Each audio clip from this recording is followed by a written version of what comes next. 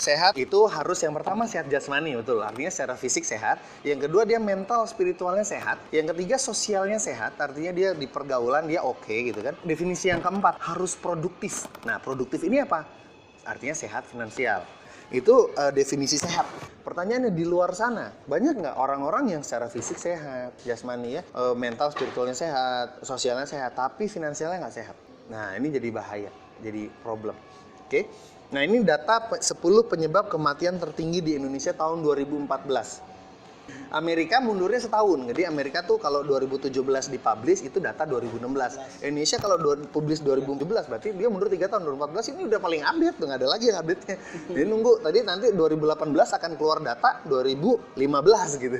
Ya kayak gitu, dia mundurnya 3 tahun datanya. Paling tinggi stroke. Terus jantung, pembuluh darah, darah tinggi masuknya di situ. Terus diabetes dan seterusnya, dan sampai segini lah. Infeksi pencernaan. Ada satu nyempil kecelakaan lalu lintas 2,6%. Kebaca? Betul? Iya. Apalagi yang punya riwayat. Makanya pernah nggak masuk kuliah tuh ada form yang harus diisi gitu, riwayat penyakit keluarga. Bener nggak? Suruh diisi. Oh, bapak saya pernah sakit ini, ibu saya pernah sakit ini, paman saya pernah. Kenapa? Itu related. Jadi kalau misalnya kita punya keluarga, om kita, tante kita, bude kita, pak de, kakek kita ada riwayat diabetes, kita pun akan diabetes. 5, 10 tahun, 15 tahun, 20 tahun ke depan kita pun diabetes. Berdasarkan ilmu kedokteran memang begitu. Ya. Jadi orang sakit tuh mendasari salah satunya adalah riwayat keluarga. Wah, nakut-nakutin nih. Bukan nakut-nakutin. Kita akan sakit juga. 10, 15, 20 tahun lagi ke depan kita akan sakit yang sama. Kecuali, ada kecualinya. Jika kita cegah. Berarti pencegahan penting. Kita punya anak kita jadi nanti dia sakit. Kalau kecuali jika dicegah. Berarti pencegahan penting nggak? Ini pola pikir pencegahan. Sedangkan coba teman-teman lihat, antum lihat semua, masyarakat Indonesia sekeliling kita, habitnya gimana? Kalau sudah sakit, kalau sudah datang keluhan, baru mereka datang ke dokter. Mereka nggak mikir pencegahan. Ini yang salah kaprah, salah besar. Padahal dari zaman Indonesia Merdeka, Muhammad Hatta itu sudah merancang sistem pencegahan penyakit loh. Tapi nggak dijalanin. Ini fakta. Ya, nah sini bisa dipahami ya. Jadi kita akan sakit juga kecuali kalau kita cegah. Kita nikah, punya anak kita akan sakit kecuali kalau kita cegah. Nah artinya kita harus edukasi. Nah pencegahan itu penting. Kalau kita nggak cegah, kita sakit. Itu rumusnya begitu. Kebiasaan mengkonsumsi obat-obatan. Nah ini harus kita berhenti, kita harus stop. Kenapa? Obat itu racun. Orang minum obat makin sehat apa makin sakit? Makin sakit. Dapatnya tahu dari mana? Kalau kita belajar itu harus berdasarkan fakta. Harus ada dalil yang menguatkan. Benar gitu. Nah ini dia. Diabetes yang ada makin usianya bertambah makin sehat makin sakit. Makin sakit. 20-44 3,7% diabetes. 45-64 13,7-nya diabetes. Usia makin lanjut 65 ke atas diabetesnya makin naik angkanya. Artinya dunia kedokteran, para kalangan medis, orang-orang kesehatan ini, oke lah dalam dunia pengobatan mereka makin canggih. Tapi kita ini semua gagal total dalam pencegahan penyakit, setuju nggak? Kalau kita nggak gagal, angkanya gimana? Dia nggak naik, minimal sama. Berarti kan 45-64 13,7%. Usia makin nambah, minimal tidak bertambah orang yang sakit. Sama deh. Atau kalau bisa turun bahkan. Ini pemahaman yang kita harus paham dulu. Gitu loh. Teknologi makin maju. Ada CT scan, MRI, segala macam, bioresonans, semuanya canggih gitu ya. Tapi untuk pencegahan, ya, hipertensi sama. Kolesterol sama. Kolesterol nanti ke jantungnya. Obesitas sama. Kanker pun sama. Jadi ternyata semuanya begitu. Makin usia nambah, makin sakit kita. Kecuali kalau kita cegah. Kira-kira informasi ini berguna nggak buat masyarakat luas? Berguna. Jadi pencegahan, cegah.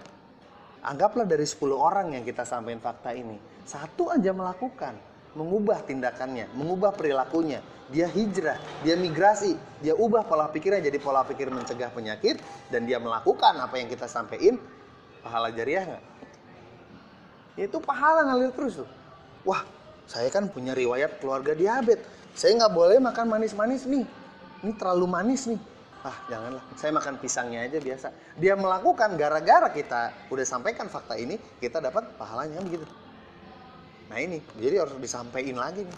Fakta data ini harus kita sampaikan lagi nih. Ya begini-begini ya. Artinya, kita usia bertambah, kita makin tua. Mati itu pasti. Tapi dalam kondisi kayak gimana? yang kiri apa yang kanan. Entah kenapa paradigma masyarakat di Indonesia tuh kalau usia tua itu sakit gitu loh. Emangnya nggak boleh kita punya kakek nenek? Emang nggak boleh kita punya orang tua kita tua tapi sehat terus? Atau kita pengennya gimana? Orang tua, ibu, bapak, nanti di usia tua mereka yang kiri apa yang kanan? Kayaknya kita nggak pengen orang tua kita ke sebelah kanan, bener nggak? Kita pengennya ke kiri aja gitu loh. Ya oke lah, usia nambah deh. Pasti itu mah sunatullah. Tapi kalau bisa main kiri lah. Artinya ini hanya bisa terjadi jika dari sekarang kita ngapain? Kita cegah. Cegah itu gimana? Berarti kita tidak boleh jadi sakit. Nah, apa yang bikin tubuh sakit? Yang bikin tubuh sakit itu ada 3. Yang pertama asam berlebihan, yang kedua dehidrasi kurang minum, yang ketiga radikal bebas. Kita bahas satu-satu. Asam berlebihan itu apa? Ini pertanyaan, apa yang Anda makan dan minum pagi ini? Rasa-rasanya orang Indonesia, termasuk kita, bukan hanya orang tua kita, termasuk saya. Nasi lah, gorengan ya kan, tepung-tepung, gula yang manis pakai gula, betul nggak? Kayak begini, susu, soda, ini kita minum, kita makan. Dan ini semuanya sifatnya asam ternyata. Ingat tadi asam berlebihan bikin tubuh sakit. Nih, ini makanan-makanan yang sifatnya asam. Ini yang sebelah kiri sifatnya asam, yang tengah-tengah yang hijau ini netral, yang kesana sifatnya basah. Terlalu asam sakit, netral ya netral, sehat berarti harus basah. Yang sehat kalau kita lihat jeruk, pisang, alpukat, wortel, tahu, tempe yang begini-begini. Ya anggur, brokoli, semangka, sayur, buah lah. Banyak kayak begitu. Nih, penyebab utama kanker kata Dr. Otto Heinrich Warren, peraih Nobel tahun 1931, Nobel Kesehatan Dunia. Kanker, cancer, there is only one prime cause. Kanker hanya ada akarnya tuh satu doang.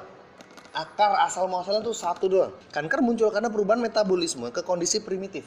Metabolisme yang benar itu kita menghirup oksigen, tubuh di metabolisme yang benar begitu. Tapi yang terjadi pada kondisi kanker, dia tubuhnya itu switch, dia berubah, dia memfermentasi gula. Dari mana gula berasal? Ya, you know lah. Makanya itu jadi bumerang yang nggak bagus. Fermentasi gula, tubuh memetabolisme fermentasi gula menghasilkan asam. Paham ya? Gulanya manis, bukan rasa di mulut nih, asam bukan di mulut, sifat ya, bersifat asam. Nah, kondisi jaringan kanker menyebabkan tubuh bertambah asam. Kebayang ya? Jadi kan pertama fermentasi gula, ya kan? Lalu terjadi menghasilkan asam. Gara-gara ini muncul kanker. Jaringan kanker membuat tubuh bertambah asam. Asamnya naik lagi. Jadi kankernya apa yang terjadi? Tambah parah. Karena kanker tambah parah, kanker membuat kondisi tubuh kita makin asam lagi. Loh, jebakan maut nggak tuh? Arahnya kemana tuh kalau udah kayak gitu tuh? Stadium kankernya makin lanjut, kondisi asamnya makin lanjut. Simpelnya gimana? Cegah, jangan sampai tubuh kita asam. Nah, ini kata Dr. Otto Heinrich Warburg. Kata Dr. Helmut Giflas, dia bilang jagalah tubuh Anda tetap basah. Basah ya, bukan asam. Kalau asam bersiap terhadap semua masalah kesehatan. Nah, ini Dr. Keiichi Morishita. Ini di bukunya beliau Hidden Truth of Cancer. Jika darah berubah menjadi kondisi yang asam, maka kelebihan asam ini disimpan di suatu bagian tubuh. Jadi kalau tubuh kita darah asam, asam ini akan ditumpuk di satu bagian di tubuh kita. Kita nggak tahu di mana dia dapatnya. Asam yang disimpan di bagian tubuh tersebut akan membuat sel-selnya mati. Sel di sekitarnya mati. Kenapa? Nggak kuat, terlalu asam deh. Mati deh selnya.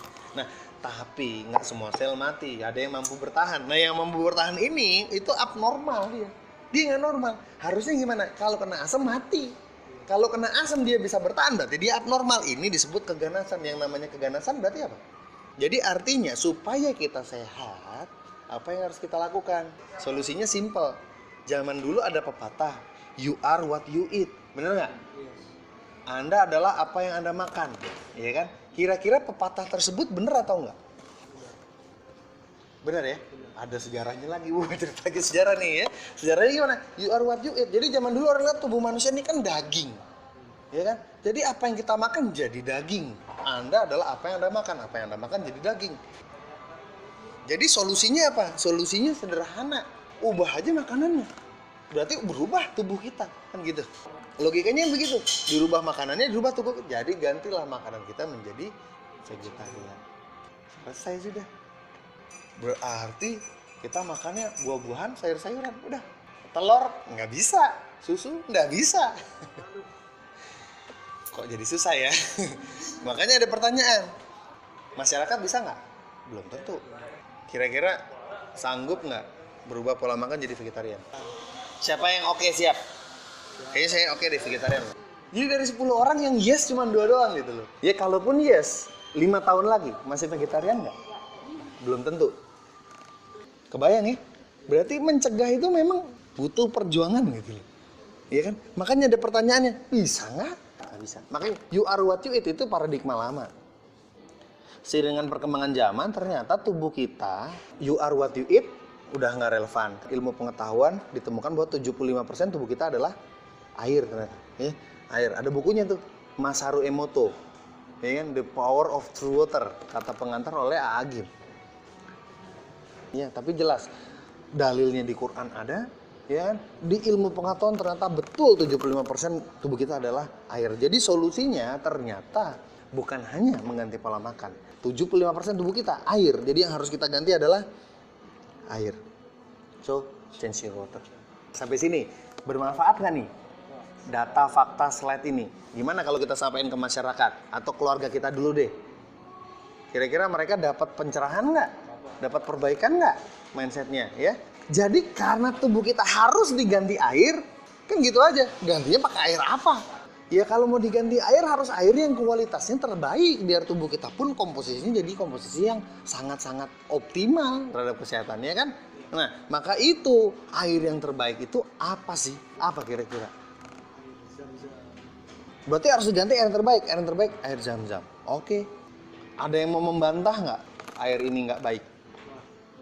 Air ini berbahaya buat kesehatan. Air ini ternyata tidak terbukti berkhasiat itu. Ada yang membantah nggak? Penelitiannya kan jelas semuanya. Ada. Nah, Allah Maha Adil. Allah bikin nggak hanya di Mekah, di Jerman, di Perancis, di India, di Jepang, di Meksiko ada mata air yang komposisinya persis seperti air Zam-Zam. Dan ini sudah diteliti. Ditelitinya di mana? Di PubMed. PubMed itu apa sih? PubMed ini adalah dia search engine sebetulnya. Tapi kita bisa bilang gini, ini pusat jurnal online, jurnal ilmiah terbanyak, terlengkap, terbesar di seluruh dunia. Ini 26 juta jurnal di PubMed ini. Googling aja PubMed ya, 26 juta jurnal ada di sini. Dan kalau kita search tentang Zam-Zam, penelitiannya ada. Komposisinya apa, ion-ionnya ada, semua itu ada di sini. Tinggal dibaca aja. Bahasa Inggris ya, jenis bahasa Inggris lah. Ini jurnal internasional, masa bahasa Indonesia? Tapi kalau ini jurnal ada di dalam PubMed, dipertanggungjawabkan secara ilmiah, prosedurnya benar, sampelnya benar, metodenya benar, dan yang melakukan penelitiannya pun pasti kredibel, orang-orang yang kredibel di bidang tersebut. Zam-Zam sudah ada penelitian. Nah, yang menarik yang di lingkaran ini, the water is alkaline. Airnya alkaline, alkaline itu basah, airnya itu alkali atau air alkali, air basah, alkaline water. Yang pH-nya rata-ratanya adalah berapa? 8. Tadi kan lihat tabel ya, yang netral itu 6, 7, 8 ke sana basah, di bawah 6 ke sini asam. Asam bikin penyakit. Zam-Zam sehat, kenapa? pH-nya 8. Kira-kira mungkin nggak Allah Subhanahu wa Ta'ala bikin di mata air tertentu di dunia titik-titiknya cuma ada beberapa aja, yang airnya sama Allah dinaikin dikit jadi 8, terus tiada manfaat? Mungkin nggak? Nggak mungkin. Kalau dibikin jadi 8 pasti ada manfaatnya. Jadi nggak ada orang bilang Zam-Zam itu nggak ada manfaatnya. Itu sama kayak air biasa. Nah, bermanfaat. Lanjut, pH 8. Jadi apa solusinya? Solusinya konsumsi air yang sifatnya alkaline water, basah, alkali. Sampai sini bisa dipahami ya. Apapun nama penyakitnya, semua berasal dari akar yang sama, yaitu terlalu banyak sampah asam di dalam tubuh. Di buku tersebut ada. Ini Dr. Gerard Bresnan, dokter kepresidenan Amerika. Dengan minum air alkali, kita dapat membuat tubuh kita menjadi lebih basah dengan sangat mudah.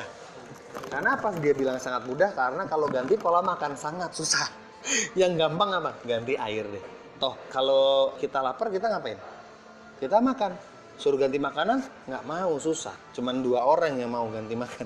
Itu pun belum tentu 5 tahun lagi masih begitu, ya kan? Tapi kalau kita haus, kita ngapain? Ganti air. Kalau ganti air bisa nggak kira-kira? Ada yang nggak bisa ganti air di sini? Gampang aja kan? Mau ganti air? Mau, gampang, simpel kayak gitu. Robert Young, penulis pH Miracle, dia sudah tulis 62 judul buku, sudah diterjemahkan 29 bahasa, dan sudah terjual lebih dari 5 juta kopi di seluruh dunia. Nah, dia bilang apabila seorang bertanya pada saya, tolong pilih satu cara untuk membuat tubuh saya, tubuh keluarga saya, untuk memiliki kesehatan yang lebih baik. Caranya gimana? Dia bilang, minum air alkali ionisasi. Ini jurnal lagi, Trends in Food Science and Technology. Para ilmuwan di Jepang membuktikan secara ilmiah bahwa air alkali bukan hanya bermanfaat buat pengobatan, tapi juga untuk pencegahan penyakit berat. Penyakit berat apa? Ini ada diabetes, kanker, arteriosklerosis, ini penyumbatan pembuluh darah ya. Penyumbatan pembuluh darah tuh yang menyebabkan stroke, jantung koroner tuh arteriosklerosis namanya. Terus ada neurodegenerative disease, neuro tuh saraf, degeneratif tuh penurunan, pikun, Alzheimer bahasa medisnya. Jadi kalau misalnya, kita punya nenek saya mah sudah pikun, wajar, namanya juga nenek, itu nggak wajar, itu penyakit Alzheimer. Tidak ada orang tua harus wajib pikun, tidak ada. Ya, itu Alzheimer, itu penyakit, itu bisa dicegah pikun itu. Efek of hemodialisa itu cuci darah. Jadi kalau punya kenalan saudara yang sakit ginjal lalu cuci darah, ya kan? Nah ini solusi banget nih air alkali. Nah ini pH chart diulang lagi, yang kesini itu sakit, yang 6-7 netral, 8 ke sana basah sifatnya ya. Resume aja. Yang pertama karena terlalu asam, yang kedua karena kurangnya minum, dehidrasi. Pencegahan lebih baik daripada pengobatan. 75% tubuh kita air, cairan. Bahkan darah komposisinya 90% air. Di buku Dave Carpenter, Change Your Water, Change Your Life, judul bukunya, gejala dehidrasi itu perasaan lelah. Pernah nggak ngerasa gini? Rasanya tidur udah banyak, tapi rasanya masih ngantuk aja. Nah, itu perasaan lelah, itu dehidrasi. Selnya itu udah kering, sehingga metabolismenya nggak bagus. Jadi recovery nggak bagus. Kita tidur, tubuh nggak recovery. Gara-gara apa? Gara-gara kering selnya. Susah BAB, gangguan pencernaan, tekanan darah tinggi, susah berkeringat, kolesterol, ketidakseimbangan asam basa, gangguan kulit, jerawat. Itu dehidrasi. Solusinya apa? Kasih air. Your body many crash for water. Dehidrasi disengaja atau tidak menyebabkan stres, nyeri kronis, dan banyak penyakit degeneratif. Tubuh Anda tidak sakit, you are not sick, you are thirsty. Jadi jangan obati kehausan dengan obat-obatan. Kalau haus, obatnya apa? Minum. Minum tuh gimana sih yang bener solusi untuk dehidrasi gini? Minum yang bener itu 1 hari berapa? Dari mana itu ilmunya? Punya teman yang gemuk sekali nggak? Obesitas. Kira-kira anak saya umur 2 tahun minumnya 8 gelas sehari nggak? Terus orang yang gemuk 100 kg berat badannya obesitas, dia minumnya 8 gelas juga. Berarti berapa minum yang benar sehari? Yang benar itu gimana yang benar itu? Medicine Science and Sports and Exercise berapa tuh? 45 ml per kilogram berat badan. Nah, beratnya berapa? Berat badanmu berapa? Kalikan 45 ml, minumnya segitu sehari. Jadi kalau saya punya anak, berat badan anak saya 10 kilo, berarti minumnya berapa anak saya tuh? 10 dikali 45, berarti berapa? Per hari anak saya minumnya 450 ml, simpel gitu doang. Kalau yang tadi teman kita yang obesitas 100 kilo, berarti dia harus minum berapa? 4.500 ml, berarti berapa? 4,5 liter sehari, itu harus dia minum. Ya, nggak perlu dihafal karena gampang aja lah. Indonesia merdeka tahun 45. Sudah kali kan. Gampang ya? International Marathon Medical 30 ml per kilogram berat badan. Kesimpulannya ya 30 sampai 45 oke lah. Jangan di bawah itu. Ya kan? Jangan di bawah itu. Kalau di bawah itu bahaya gitu sudah. Kehilangan 22 sampai 30% total body water bisa menyebabkan apa dia bilang? Koma dan kematian. Itu ada rujukannya. Sauka Human Water Needs Nutrition Review tahun 2005. Halaman 30. Kalau saya berat 80 kilo, berarti saya harus minum per hari berapa? 3,5 liter. Yang pertama tadi asam berlebihan, yang kedua tadi dehidrasi kurang minum, yang ketiga nih penyebab penyakit yang ketiga karena radikal bebas. Radikal bebas itu apa sih? Radiasi, polusi, stres, dan gizi buruk, poor nutrition. Ini SMF, static magnetic field, handphone. Penggunaan handphone, telepon genggam nih, sebelum pakai telepon kayak begini. 15 menit pakai telepon kayak begini. Ya, orang dewasa. Pada anak-anak umur di bawah 5 tahun, efeknya 5, 6 kali lipat, 7 kali lipat orang dewasa. Efeknya. Gara-gara SMF, static magnetic field, telepon genggam. Jadi kalau sudah tahu informasi ini, artinya apa? Tidur jangan dicas taruh deket bantal itu salah. Nanti besok kalau ketemu lihat gitu ya, di mana aja lah kita lihat ada orang tua yang biar anaknya nggak rewel, dikasih gadget, suruh nonton. Pak, berani tegur nggak? Harus tegur. Jadi boleh kasih tonton anaknya video bermanfaat, tapi di-download dulu. Jangan ada gelombang sinyalnya. Salah. Oke ya. Ini yang pertama ya. Merokok, ya itu suka bikin penyakit. Ini semua saling berhubungan. Radikal bebas dalam polusi udara 300 kali lipat lebih merusak daripada asap yang berasal dari tembakau. Ngeri ya. Ya kita hidup, ya kita naik motor, ya kan? Pinggir jalan, polusi udara, itu semuanya kan asap gitu loh. Solusinya gimana jadi? Hidup di hutan kan? Yang udaranya bersih, Di dalam tubuh 1-2% oksigen dikonversi menjadi radikal bebas. Kok hidup di hutan juga masih dapat radikal bebas ini ya? Gimana caranya gitu kan? Bahkan tubuh kita, sel tubuh kita, dia bermetabolisme ya, dia menghasilkan 10.000 kali dalam sehari memproduksi radikal bebas. Artinya sunatullah radikal bebas mah sudahlah. Pasti kena dong. Yes. Nah mungkin enggak, tubuh kita bikin kok radikal bebas. Mau gimana coba? Apa itu radikal bebas? Radikal bebas adalah molekul yang kehilangan satu buah elektron dari pasangan elektron bebasnya. Buah kita biarkan lama-lama rusak ya, karena dia terkena radikal bebas, teroksidasi bahasanya. Istilahnya oksidasi. Jadi kita butuh asupan antioksidan terus-menerus tiap hari. Kenapa? Karena sunatullah tubuh kita ini radikal bebas banyak sekali. Dari luar dapat, dari dalam produksi. Mau gimana coba? Makanya ada istilah antioksidan. Kita butuh asupan antioksidan terus-menerus, antioksidasi. Nah, di sini bisa dipahami ya. Vitamin C dari jeruk tahun 50. Kalau sekarang tuh kita sebanding dengan 8 jeruk. Itu pun kalau organik. Kebayang nggak? Jangan-jangan kita beli jeruk 10.000 sekilo. Bukan dapat vitamin C, malah dapat racun. Ya, ini ada namanya Ray Kurzweil, nanti googling juga ya. Ini orang cerdas, jenius ya. Ini penemu voice recognition dulu. Nah, ini penemunya, seorang futuris ya. Beliau ini bilang manfaat air alkali. Manfaat air alkali tidak hanya sekedar membasahkan cairan tubuh. Hal yang terpenting adalah ORP negatifnya yang tinggi. ORP negatifnya yang tinggi yang memiliki kemampuan menetralisir radikal bebas. Jadi radikal bebas bisa dinetralisir dengan ORP negatif yang tinggi. Apa itu ORP? ORP itu singkatan oxidation reduction potential. Dia bisa positif, bisa negatif. Makin positif angkanya, makin sifatnya oksidatif. Berarti makin merusak. Makin negatif, makin bersifat reduktif. Reduktif berarti antioksidasi. Kebalikannya. Buah-buahan, kalau dikatakan buah-buahan mengandung antioksidan, berarti harusnya buah-buahan ORP-nya positif atau negatif? Negatif, harusnya negatif karena positif oksidasi, antioksidan, reduksi. Kesini reduksi. ORP pada buah-buahan. Nih, buah pir negatif 300 sekian, jeruk negatif 300 sekian, pisang negatif 400 sekian, tomat negatif 203. Berarti benar buah-buahan mengandung antioksidan. Buah-buahan yang organik. Ini ya, kelihatan ya. Sudah. Dan ternyata Masya Allah, Allah ciptakan air-air ajaib ini. Dia itu reduce water. Dia dibilang natural reduce water. Jadi ada jurnal yang menyebutkan bahwa air-air ini mempunyai kemampuan mereduksi. Reduce tadi ingat, reduksi itu apa? Kiri negatif. Jadi air-air ini diukur negatif. Jadi air ini, saya merinding jadi ceritanya. Air ini kita minum nih, ternyata dia reduksi. Jadi semua racun itu kita minum air zam-zam ya, air-air kita minum dia terreduksi, dia ngikat racun dibuang, detox. Ini Allah udah bikin luar biasa kan. Air ini ternyata dia punya kemampuan mereduksi, dia ORP-nya negatif. Dan kata Ray Kurzweil, dia bilang hal terpenting dari air alkali adalah ORP negatifnya itu, karena mengikat radikal bebas. Di penelitian itu disebutkan sumber mata air ajaib ini memiliki kandungan molekular hidrogen. Hidrogen itu gas H2, molekular hidrogen gas H2. Jadi rupanya mempunyai kemampuan mereduksi karena adanya gas hidrogen di dalam air itu. Nah, hidrogen itulah yang membuat mampu mereduksi ORP negatif. Sekarang bahkan kalau googling ada namanya MHF, Molecular Hydrogen Foundation. Keren banget nih, meneliti khusus molekular hidrogen. Ada 500 jurnal lebih yang sudah mereka teliti, yang dari segala macam asosiasi kedokteran seluruh dunia. Kesimpulannya apa? Nih yang di lingkaran merah.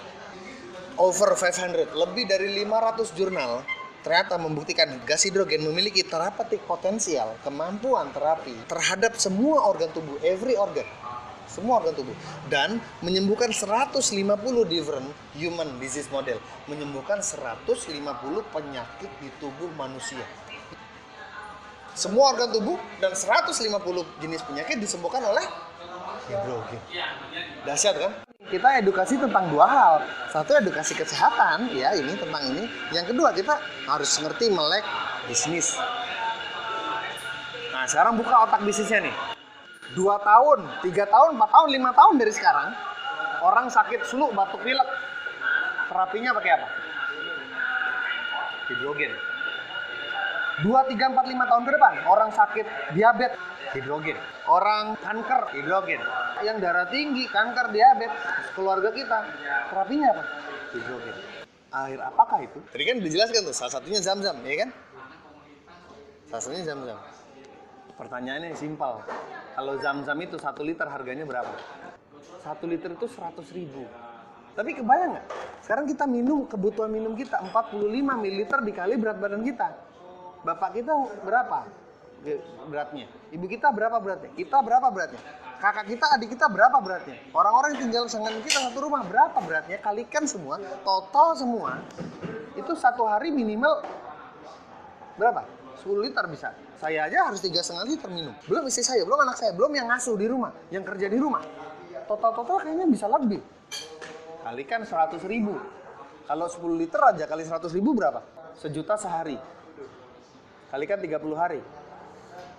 30 juta. Biaya untuk minum. Tapi gini, mohon maaf. Kalau enggak begitu, sakit kanker, terus dioperasi, perawatan kemoterapi, sekarang jalannya lagi di Sukabumi, 1 bulan habis nggak tuh 30 juta? Lebih. Sekarang pertanyaannya, mending uang itu buat berobat, apa mending uang itu buat cegah? Kenapa? Orang rata-rata mikirnya sama, 30 juta, mahal banget. Kalau udah sakit lebih keluarnya loh. Satu nih, mindset kita benerin. Yang kedua, masyarakat ini belum ngerti. Masyarakat ngertinya apa? Beli air zam-zam mahal. Ada nggak keluargamu sakit? Ada. Udah keluar uang berapa? 30 juta ada? Jadi mending mana? Buat berobat? Apa buat cegah penyakit? Muncullah teknologi ERW. Apa itu ERW? Sebuah mesin elektrolisis, air masuk mesin ini, diproses elektrolisis, keluar ke bawah nih sifatnya asam. Yang keluar ke atas ini yang sifatnya basa atau alkali dan punya ORP negatif tadi. Makanya dia dibilang electrolyzed reduced water, sama kayak air zam-zam. Reduced water sama. Bedanya zam-zam natural dari alam, ini elektrolisis. Hanya beda itu aja. Karena ini jadi solusi nggak? Solusi. Kalau nggak gimana? Kita harus beli air zam-zam. Wah, dana nggak cukup. Gimana dong? Ya oke sih, saya tahu lebih penting mencegah. Tapi kan, jadi apa solusi terbaiknya? Kalau kita harus minum air yang reduksi. Air yang reduksi, apa yang harus kita lakukan? Kalau harus minum air zam-zam, pindah jadi warga negara Makkah. Gratis. Ambil aja. Mau ambil pakai jerigen, ambil bawa pulang. Minum aja sepuasnya. Nah, masuk akal nggak kalau kita harus pindah menjadi warga negara Makkah? Maka overpopulasi dong, nggak bisa juga. Airnya mah gratis, diambil nggak bakal habis. Jadi solusinya apa? Ini yang harus dipikirin, ilmuwan mikirin. Electrolyzed reduced water. Nah ini ada jurnalnya. Dari tahun 60, ERW, electrolyzed reduced water, sudah digunakan di Jepang sebagai air kesehatan. Dan tahun 66, oleh Departemen Kesehatan Jepang, sudah disahkan penggunaan mesin ERW dipasang di semua rumah-rumah. Tahun berapa? 66. Indonesia, tahun 66 apa ya? Orang Jepang sudah mikirin rakyatnya minum pakai mesin ERW di semua rumah. Tahun 94 Departemen Kesehatan Jepang terbentuknya perkumpulan air alkali tahun 94. Dari 66 sampai sekarang 2018 berarti sudah berapa tahun? 50 tahun lebih, betul nggak? Jadi warga negara Jepang sudah 52 tahun oleh pemerintahnya disuruh minum ERW. Berarti harusnya warga negara Jepang sehat nggak? Sehat ya? Harusnya sehat kan, udah 52 tahun sehat. Apa hasil bukti nyata bahwa warga negara Jepang sehat? Buka aja di Google, cari angka harapan hidup. Usia harapan hidup tertinggi negara apa? Nomor 1. Apakah ada solusi? Ada, yaitu apa? Electrolyzed reduced water tadi. Jadi bukan sekedar air alkali, tapi harus air yang ERW.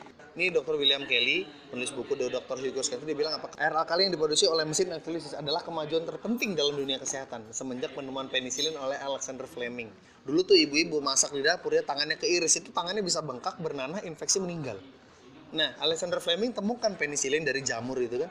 Jamur dia temukan penisilin, itu bukan menyelamatkan orang 100, 200, 1000, 2000, ratusan juta nyawa pada saat itu diselamatkan. Nah, sekarang penduduk dunia 7,5 miliar. Gimana caranya menyelamatkan 7,5 miliar penduduk?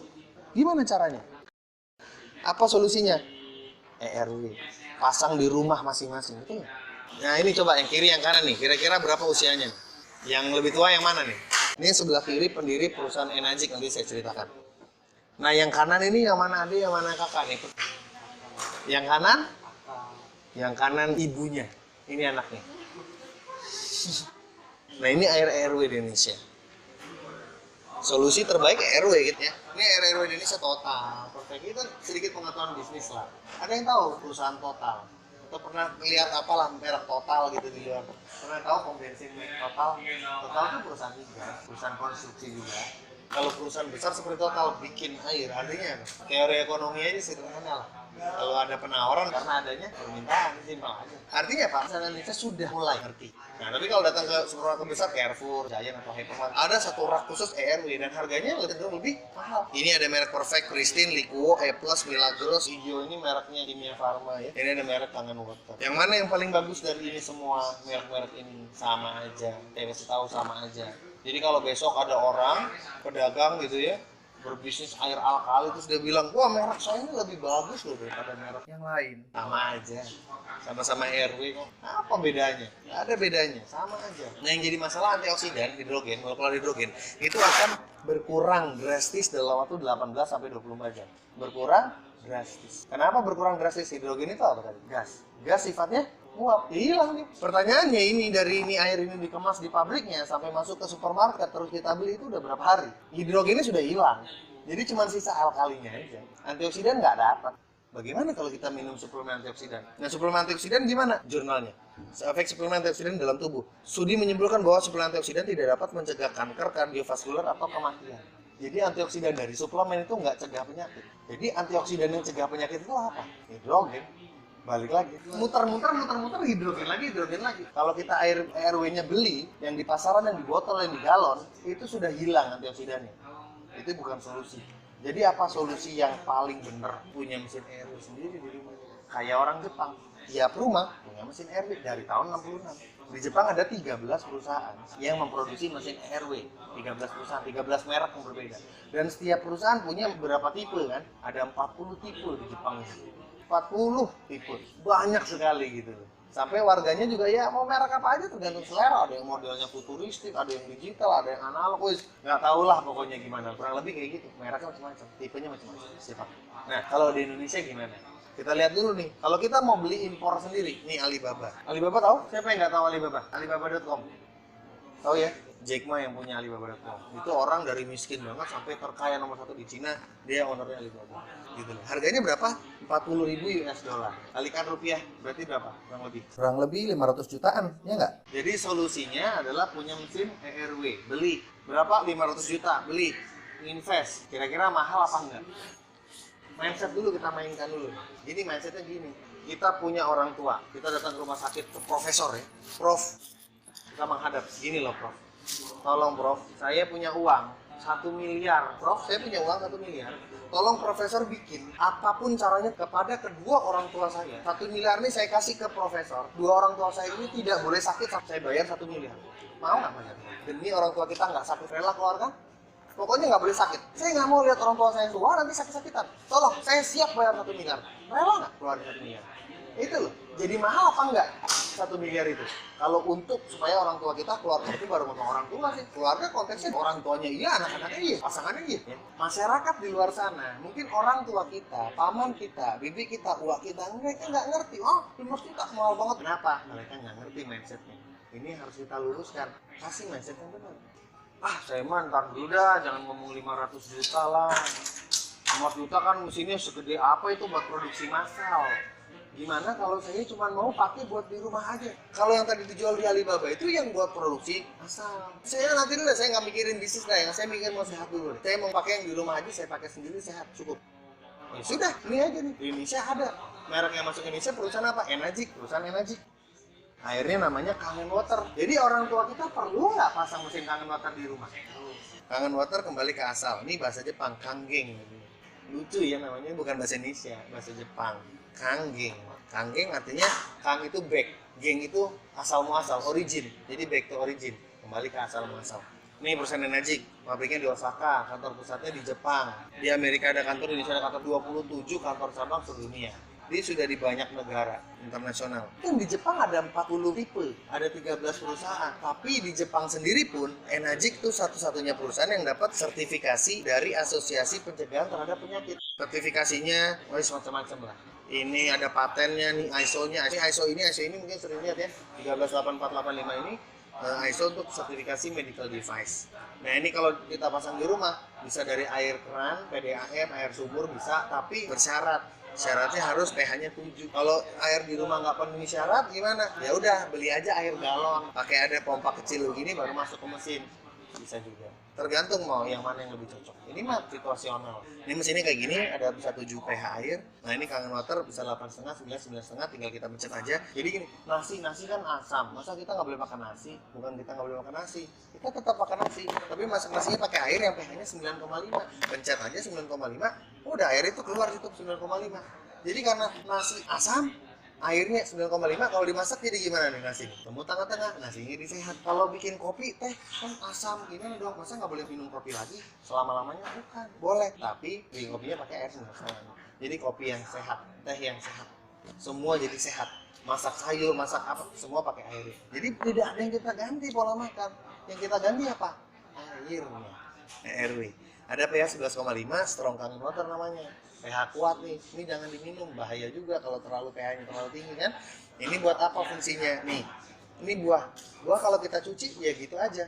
Kalau kita cuci pakai 11,5, keluar warnanya kehijauan, kuning kehijauan. Apa itu kuning kehijauan itu?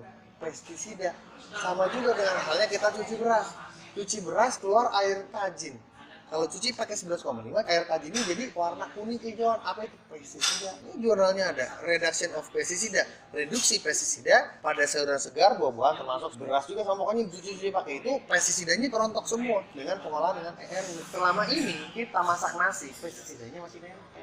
Kenapa emang kalau pestisida masih nempel? Sakit apa? Ini jenis-jenis pestisida. Ini penyakitnya. Kita lihat. Kanker, leukemia, kanker. Punya anak dikasih makan buburnya pestisida. Anaknya sekolah pestisida, anaknya kuliah pestisida, jajan di warteg pestisida.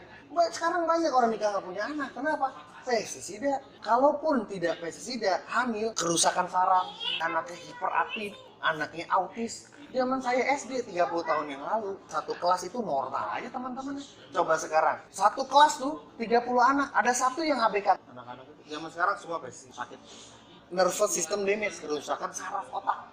Luar biasa kan? Kalau kita sayang sama diri kita sayang sama keluarga kita, apakah kita biarkan orang tua kita makan nasi yang isinya pestisida? Sekarang gimana caranya kita mau cuci makanan supaya tidak ada pestisida? Caranya gimana? Nggak bisa. Kalau kita punya mesin ini, tinggal pencet. Mau masak, pencet loh. Beras, pencet tuh.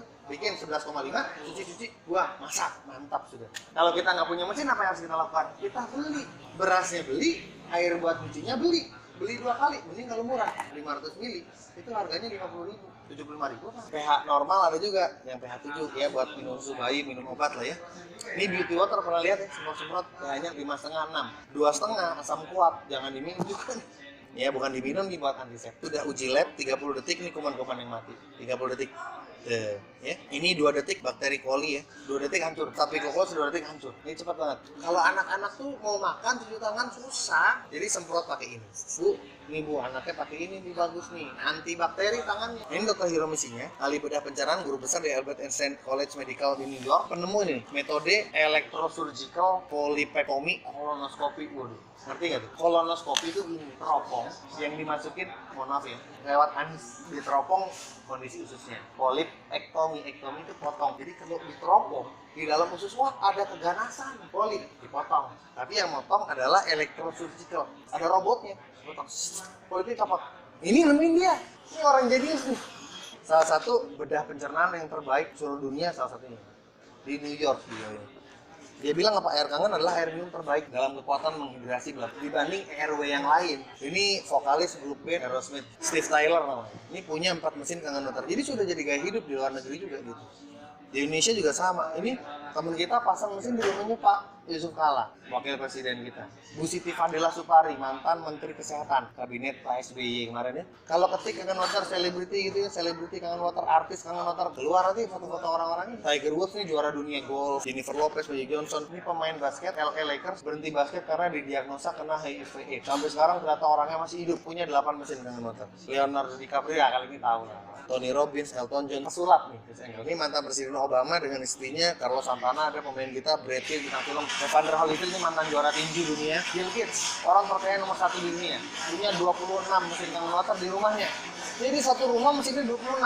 Pak Purnomo ini mantan Menteri Pertahanan. Titi Puspa ya, ini mesinnya Mas Anang, Ipo Santosa, ini Tegal, Abdi Sleng, grup band Sleng gitarisnya. Nah ini beliau, ini Umi Pipik ya, Marcel, Minji, dan Mbak Inul Daratista, ini Beni Tabur, Guru Soekarno Putra, Cesar, Dewa Eka Prayoga, Pusat Wijayanto, ya, The Massive, Ustaz Felix Xiao, Kiai Haji Abdullah bin Mustiar, Andin, Kevin Aprilio, Ustaz Sub Syahrini, Ria Ricis, Ria Irawan sakit kanker, terapinya pakai tangan water mesinnya. Ya Dr. Ari Ginanjar, PSQ, Bang Kopeng, Nafa Urbah, Dewi Persik, banyak lah. Kalau googling masih banyak. Nah ini cuma sebagian aja. Bukan hanya cuma dapat airnya, obat dirawat ada. Johnson, tahu perusahaan Johnson? Produksi pH 5,5. Kita tinggal pencet aja, buka keran keluar 5,5 beauty water. Mau mandi pakai itu bisa. Jadi kita sudah kayak punya pabrik-pabrik begini, membersih kewanitaan, obat luka, antiseptik, obat dirawat. Kita jadi nggak perlu beli ini berat. Ngiritnya pengeluaran berkurang karena kita maintenance, kita nggak perlu beli lagi. Kafe ya, kopi kekinian harusnya begini. Farm, peternakan, pertanian, hidroponik, ayam minumnya tangan water.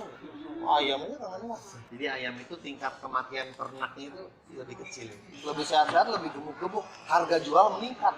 Gara-gara beli satu mesin dia banyak dapat benefit gitu loh. Jual kiloannya lebih banyak. Kemoterapi usus ya, gosong terapi bisa bagus lagi. Ya ini rumah kanker, rumah yayasan Rumah Cinta tuh untuk anak-anak penderita kanker yang kurang mampu. Ada dekat rumah sakit Sadikin. Terapinya pakai apa? Anak-anak pakai kemoterapi. Berapa harga mesinnya? Nah, berapa lagi harga kesehatan tadi sudah dibilang ya. Punya uang 1 miliar mau nggak dikasih profesor itu asal orang tua kita nggak sakit? Berapapun sebenarnya kita beli kalau kesehatan. Kalau sudah sakit, udah kanker, keburu kanker, mau nggak supaya bapak tuh nggak usah berubah gitu. Dia sehat, bisa lari pagi, olahraga, wah main bulu tangkis, main tenis, main basket, lari, jogging, nyetir sendiri kemana-mana, sehat gitu, mau nggak? Berapa harganya? Supaya bapak bisa kembali ke ya, berapapun pun siap gitu loh. Kalau udah masuk rumah sakit tau nggak berapa? ICU itu satu malam itu 1,5 juta. Kamarnya doang, belum tindakan, belum jasa, belum obat-obatan. Makanya nggak heran kalau masuk ICU itu sehari itu 2,5 juta, 3 juta sehari. Enak punya mesin? Enak ya? Nah ini harus kita sampaikan ke orang tua kita, ke keluarga kita, keluarga besar kita, ke masyarakat luas bahkan nantinya bahwa punya mesin itu untung. Untung kenapa? Karena mencegah sebelum sakit itu lebih untung. Lah saya udah keburu sakit, keluarga saya udah keburu sakit, ya sudah kita bantu penyembuhan, kita bantu terapi pakai air. Toh sudah jelas kok banyak penyakit yang terbantu. Ya kan hanya karena ganti air. Ya selain itu multifungsi, jadi nggak usah beli macam-macam, pasti pengeluaran berkurang dan juga bisa banyak sedekah air. Ini buat usaha ya oke, itu nggak jadi masalah. Kita punya air kita mau jadikan usaha. Yang SD 501 48.500.000. Berarti kalau dibandingkan dengan 500 juta Alibaba, mahal, murah. Itu nggak ada mahal murah dah kalau ngomong kesehatan dah. Yang saya mau sampaikan ke teman-teman semua harus punya mesin, bener gak? Karena nggak ada lagi solusi lain. Atau yang lebih bagus ada 63.900. Saya punya tim baru umur 20 ke 21, jualan setahun nabung beli mesin karena dia udah ngerti gitu loh. Saya usaha karena saya jadikan bisnis. Nah gambarannya gini, gambaran simpelnya, ada nggak sehari kita beli kopi, roti, makan yang isinya pestisida, sifatnya asam, keluar 20.000 sehari nggak? Ada pengeluaran segitu sehari untuk beli yang sifatnya asam? Lebih. Kalau dikalikan 15 tahun 100 juta loh.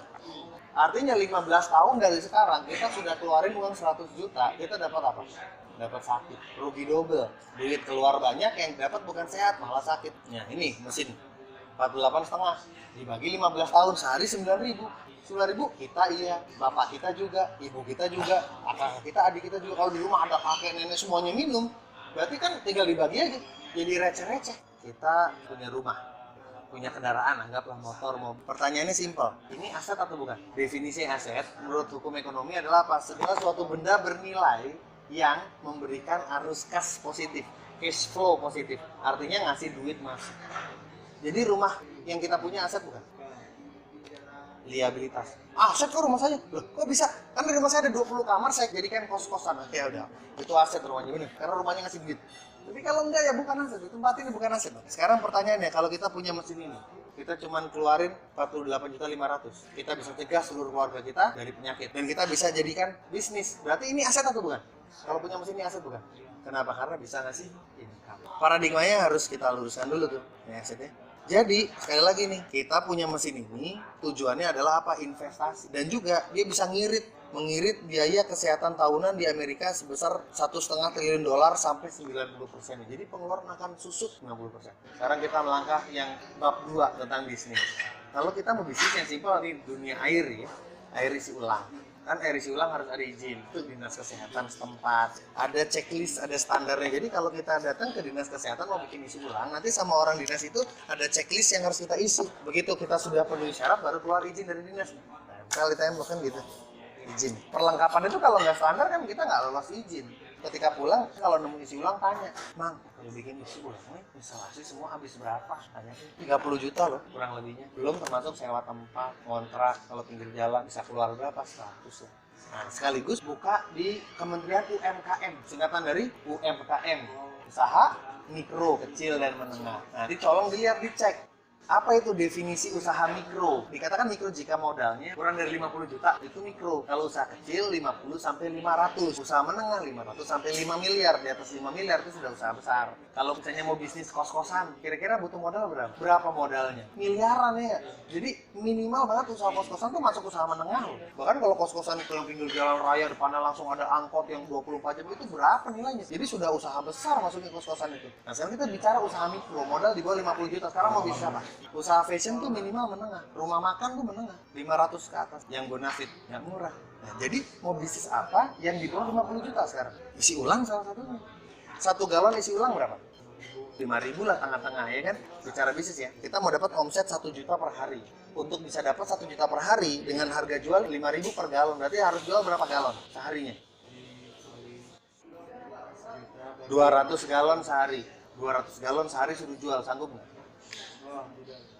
Kalau produksi mungkin bisa aja karyawan ya bikin 200 hari ini. Bisa aja karyawan ngerjain, mau jual ke siapa?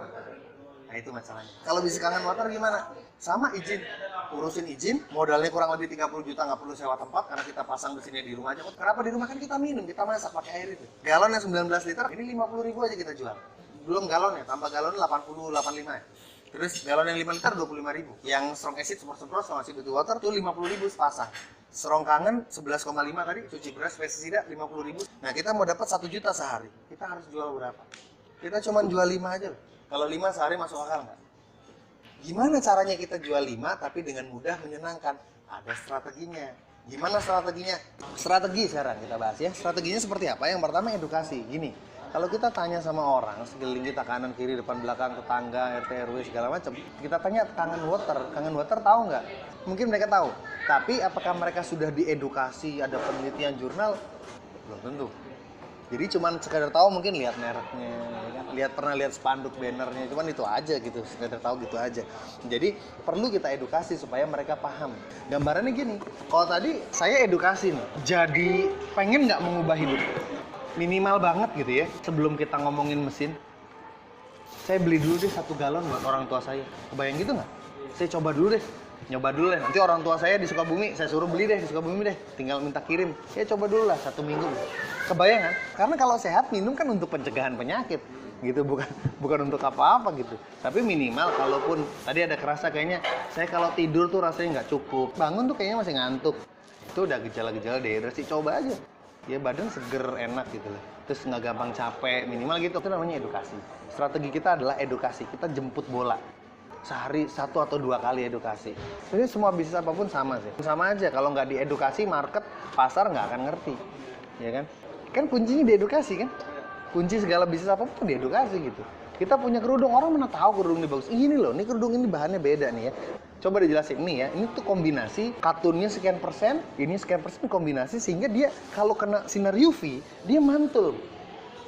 Iya kan? Ibu tahu kaca film? Nah, kaca film tuh mantul. Jadi ini setara dengan kaca film yang di penelitiannya adalah bisa mencegah penyakit kanker karena laku nggak tuh kalau diedukasi? Beli. Orang jual kerudung aja, kalau diedukasi, orang pada beli. Nah, kunci edukasi. Yang kedua, orang kalau sudah, wah, udah kebuka, sudah ngerti, sudah paham, nah kan kita buka peluang bisnis. Nah, peluang bisnis apa? Gini Pak Sep, buka reseller Pak Sep. Reseller artinya mereka jualin produk kita kan gitu kan. Di sini juga sama. Kita punya mesin ya, kita edukasi lalu kita buka reseller. Reseller itu dapat diskon. Diskonnya berapa? 30%, 50%. Bedanya di mana?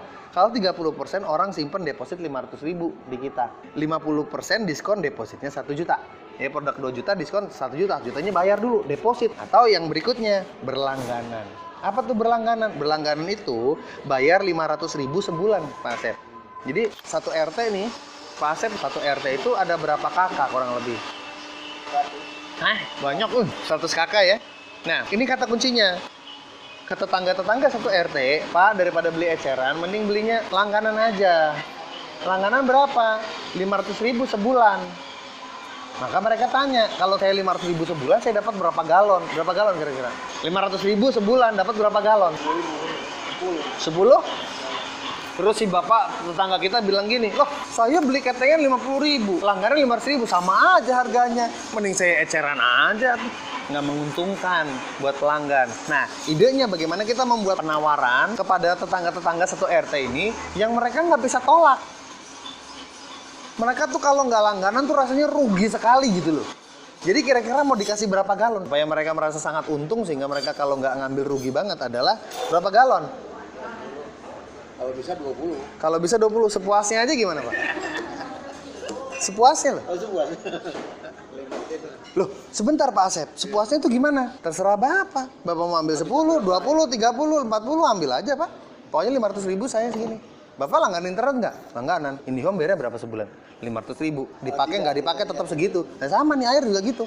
Bapak terserah 500.000 terserah mau ambil berapa galon terserah, yang penting sehat ya. Kalau hitungannya limitnya berapa satu keluarga habisnya? Nggak ada limit Pak. Biasanya ya orang mau 100 juga nggak apa-apa. Tapi faktanya pernah nggak ada ngambil 100 galon? Nggak pernah. Paling banyak juga 15 Malu ya. sendiri Pak. Wah, tar dulu. Kalau nanti mereka bagi-bagikan ke keluarganya yang lain, gimana dong? Nggak apa-apa, bagiin aja. Kalau budenya Pak Adenya minum pada sehat, berkahnya ke siapa? Ke kita. Kita rugi nggak? Enggak. Kenapa nggak rugi? Kan cuma buka keran. Bisnisnya nggak usah pelit-pelit banget lah bisnis. Orang cuma buka keran, apa ruginya? Itu bisnis. Nah, sekarang pertanyaannya, kalau tetangga satu RT kita edukasikan, boleh mereka diundang ke rumah atau kita yang samperin, itu teknis aja. Yang penting kita harus paparkan edukasi ini seluas-luasnya. Tapi kita punya mesin. Kalau sepuasnya, kira-kira orang pada mau langganan nggak? Tadi satu RT Pak Asep cerita 100 kakak, saya downgrade 50 kakak aja setengahnya. Kondisi ekonominya ada yang punya, ada yang enggak. Artinya gini, dari 50, satu RT 10 kakak aja yang langganan. Masih masuk akal nggak? Masih ya? Masih oke kan? 10 kali 500.000 berapa? 5 juta sebulan. Nah, sehingga nih otak kita harus berkembang. Bentar nih kan kalau satu RT, kalau kita kelola 4 RT, 5 RT bagaimana? Ya dikalikan aja. Kalau 4 RT, 5 RT kan 20-25 juta sebulan. 6 bulan deh, 6 bulan untuk 4 RT, 5 RT oke nggak? Optimis nggak? Nah ini, itu dari bisnis konvensional alias retail.